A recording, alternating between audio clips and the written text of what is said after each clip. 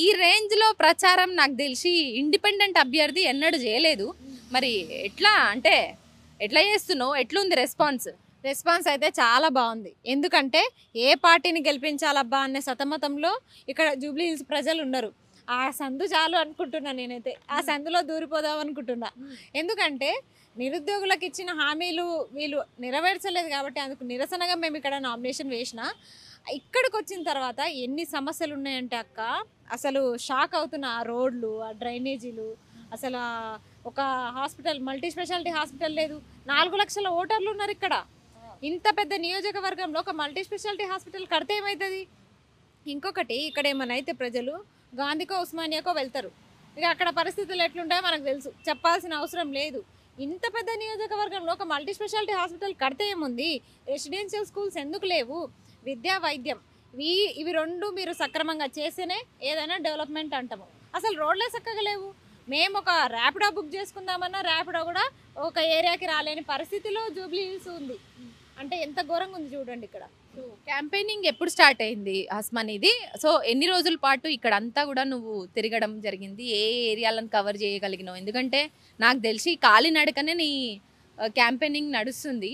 So నీ వెనకాల ఉన్న నిరుద్యోగులు కూడా చాలా వరకు అంటే ఫస్ట్ ముందుకు తోసేసి తర్వాత వెనక్కి జరిగినట్టు, ఫస్ట్ నోటిఫికేషన్ వేయడానికి పోయినప్పుడు, దాఖలు చేయడానికి పోయినప్పుడు, దరఖాస్తులు పెట్టడానికి పోయినప్పుడు ఉన్న నిరుద్యోగులు నీ వెనకాల ఇప్పుడు ఎందుకు కనిపించట్లేదు ప్రచారంలో?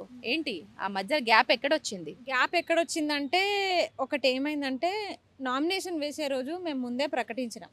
ఈరోజు 21 లాస్ట్ ఉంది, ఆ రోజు అందరు తప్పకుండా రావాలని ఇంకా ప్రకటించినాం. కాబట్టి చాలామంది వేరే వేరే జిల్లాల నుంచి వచ్చిర్రు. నామినేషన్ అయిపోగానే వెళ్ళిపోయారు అన్నట్టు. అట్లా చాలామంది ఇంటికి వెళ్ళిపోవాల్సిన పరిస్థితి. ఇక్కడ మనకి అశోక్ నగర్లో, దిల్సుఖ్ నగర్లో మొత్తం ఖాళీ అయిపోయారు. ఇంకెక్కడున్నారు నిరుద్యోగులు? ఉన్న వరకు వస్తున్నారు, వాళ్ళే స్వచ్ఛందంగా వస్తున్నారు. పాపం మీరే చూసిర్రు ఇంతకుముందు తిండి కూడా కింద కూర్చొని ఏదో మాకు సంబంధించిన నిరుద్యోగులు, వాళ్ళ పేర్లు ఎందుకు కానీ యూసఫ్గూడలో ఇక్కడిక్కడ ఉన్నారు, వాళ్ళే వంట చేసి పంపిస్తున్నారు మాకు నిరుద్యోగులు. కానీ బయట టాక్ ఎట్లా నడుస్తుందంటే మంచిగా హోటల్లా కూర్చొని నిరుద్యోగులు తింటారు, వాళ్ళకి కొంత మూటలు అందుతున్నాయి, అందుకనే ఆ ధైర్యంతో, మొండి ధైర్యంతో వాళ్ళు ముందుకు పోతురు. లేకపోతే నిరుద్యోగుల దగ్గర అసలు పైసలు ఎక్కడివి అన్నట్టు కూడా మాట్లాడుతారు. దానికి నేను ఏమంటున్నా అంటే, మీరు చెప్పేది వాస్తవం అని మీకు అనిపిస్తుండొచ్చు, కానీ నిన్న మొన్న అసలు మధ్యాహ్నం ఫుడ్డే తినలేదు.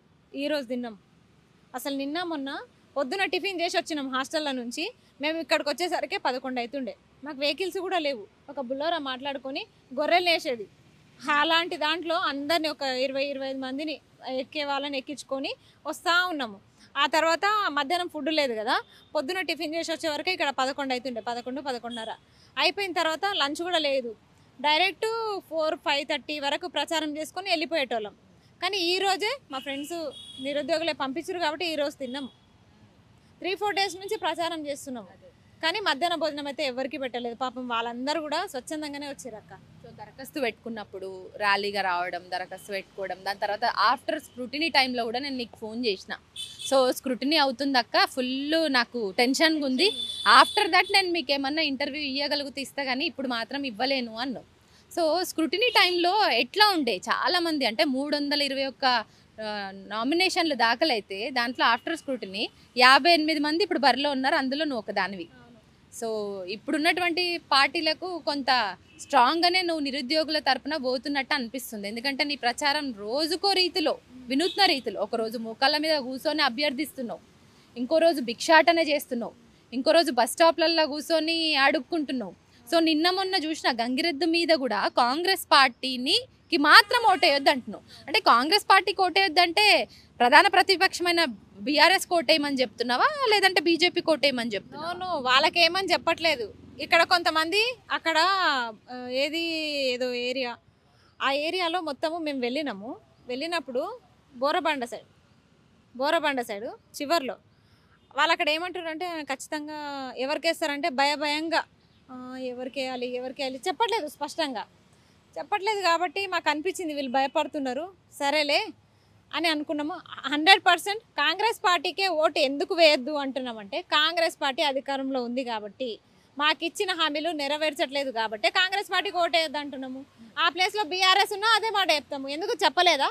బీఆర్ఎస్కి ఓటు వేయకని చెప్పే కదా, అప్పుడు కూడా ఇట్లా ప్రచారాలు చేసే కదా కాంగ్రెస్ పార్టీని తీసుకొచ్చినాం.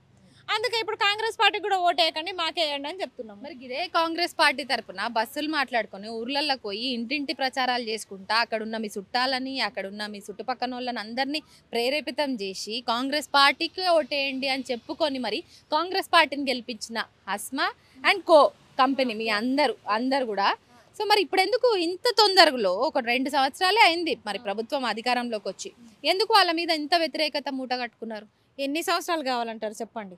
వాళ్ళని క్వశ్చన్ చేయాలంటే ఎన్ని సంవత్సరాలు కావాలి అంటే, ఒక వయసు అయిపోతున్న నిరుద్యోగి ఒక 34-30 ఏళ్ళు వచ్చిన తర్వాత చివరి సంవత్సరము నోటిఫికేషన్కి ప్రిపేర్ అవుతున్నాడు అనుకోండి ఈ గవర్నమెంట్ వచ్చిన తర్వాత.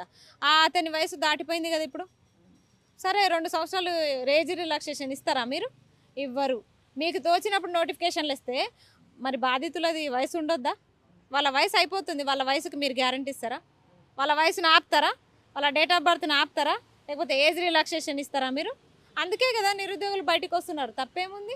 100% కాంగ్రెస్ పార్టీకి ఓటేయొద్దని ఇప్పుడు కూడా చెప్తున్నా నేను. ఇప్పుడు కాంగ్రెస్ పార్టీకి ఓటేయొద్దంటే అర్థం చేసుకునేటోళ్ళు ఏమనుకుంటారంటే బీఆర్ఎస్ పార్టీకి ఇండైరెక్ట్గా భజన చేస్తుంది, బీఆర్ఎస్ పార్టీ పంపించిన బాణమే ఈ అస్మా, ఓట్లు చీల్చడానికే ఈ అస్త్రము. సో బీఆర్ఎస్ పార్టీ నుంచి ఫండ్స్ వస్తున్నాయి, మీకు పంపించేటువంటి కండువలు కావచ్చు, మీరు మోసేటువంటి జెండలు కావచ్చు, మీరు వాల్పేపర్లు అంటించండి, ప్రతిదీ కూడా బీఆర్ఎస్ పార్టీయే స్పాన్సర్ చేస్తుంది అన్న మాట కూడా వినిపిస్తుంది. అందుకని ఎస్పెషల్లీ ఇట్లాంటివన్నీగా తెలుసుకోవడానికి నేను మీ దగ్గరకు వచ్చిన. ఏం చెప్తావు అసలు నిజంగా బీఆర్ఎస్ పార్టీ మీ వెనకాల ఉందా? లెక్కతో సహా చెప్తా. ఇవన్నీ ఎట్లా వచ్చినాయి లెక్కతో సహా చెప్తా. నోరు మూసుకుంటే మంచిది అందరూ. ఇప్పుడు ఫస్ట్ స్టార్ట్ ఎక్కడైంది? మనం నామినేషన్ వేసేటప్పుడే కదా. నామినేషన్ వేసేటప్పుడు మనకి నాన్ లోకల్ మనం ఎక్స్ట్రాక్ట్ ఫామ్ అని ఉంటుంది. అది మనకు అక్కడ ఖర్చు లేకుండానే అయిపోతుంది. బట్ మనం వెళ్ళి తెచ్చుకోవాలి. 60 రూపాయలు నాకు ట్రైన్ టికెట్, ఇక్కడ నుంచి 60 రూపాయలు ట్రైన్ టికెట్ పెట్టుకొని 2 days తిరిగిన. 500 నాతోనే ఉండే, పెట్టుకొని వెళ్ళి ఆ ఫామ్ తీసుకొని వచ్చిన. అది తీసుకురాగానే కలెక్టరేట్లో ఇస్తారు మనకి, మనం అక్కడ ఓటర్స్ అన్నట్టు. ఇచ్చిన తర్వాత ఇక్కడ మనము అప్లై చేసుకునేటప్పుడు అంటే ఇప్పుడు నామినేషన్ వేసేటప్పుడు మనకి 10,000, నాకైతే 10,000, నేను జనరల్ కేటగిరీ కిందకి వస్తాను కాబట్టి నేను 10,000 కట్టాలి. నా దగ్గర లేవు. నామినేషన్ వేసే రోజు కూడా నా దగ్గర లేవు. నాకు 10,000 ఇందిరానాయక్ ఇచ్చిండు. ఇందిరానాయక్ మాతో నిరుద్యోగే కదా, ఇందిరానాయక్ ఇచ్చిండు. డప్పులు 4 డప్పులు కొట్టిరు, అది కూడా లెక్క చెప్తా. శంభు నాయక్, వరంగల్ బానోతు శంభు నాయక్, తను పెట్టిండు. ఇక వెనకాల ఉన్న నిరుద్యోగులు అయితే వాళ్ళే వచ్చిరు. బ్యానరు శంకరన్న, 46 శంకరన్న తెచ్చిండు. ఇట్లా ఒక్కొక్కరు ఒక్కటి తెచ్చిర్రు. అక్కడ నాకేం ఖర్చు ఉంది చెప్పండి? నేను వచ్చిన, మా తమ్ముడు నాకు దండ తీసుకొని వచ్చిండు. ఆ మెడల్ వేసుకున్న దండ కూడా ఎవరిదని అడగొచ్చు. అందుకే అది కూడా ఎవరు తెప్పియలేదు. ఒకటి అంబేద్కర్ గారికి, ఒకటి నాకని వాళ్ళే మా తమ్ముడు వాళ్ళు తీసుకొని వచ్చిర్రు. కానీ అంబేద్కర్ స్టాచ్యూ మా వాళ్ళు చూడకపోవడం వల్ల ఆ 2 దండలు నేనే వేసుకోవాల్సి వచ్చిన పరిస్థితి వచ్చింది ఆ రోజు. అట్లా అయింది. అట్లా ఆ రోజు గడిచిపోయింది. డప్పులు, బ్యానరు, వెనకాల జనము, ఇంకా కండువాలు, దండలు, ఇంకా నామినేషన్కి డబ్బులు, అన్ని లెక్కలు చెప్పేసినానా? ఇంకా ఇవి అంటారా? 25 కండువాలు వాళ్ళే. ఎవరు? శంకరన్న, మన వినోదు, ఇంకా ఈ నవీన్ పట్నాయక్, ఈ శంభు, ఇంకా 3-4 ఎవరో మొత్తం 10 మంది నిరుద్యోగులు తలా 1000 వేసుకున్నారు. ఫస్ట్ తలా 1000 వేసుకున్నారు. 11,000 అయినాయి. 11,000తోన 90 రూపాయల టీషర్టు, మొత్తం ఎన్ని? 25 టీషర్ట్లు, 25 కండువాలు వేసుకొని వచ్చినాం.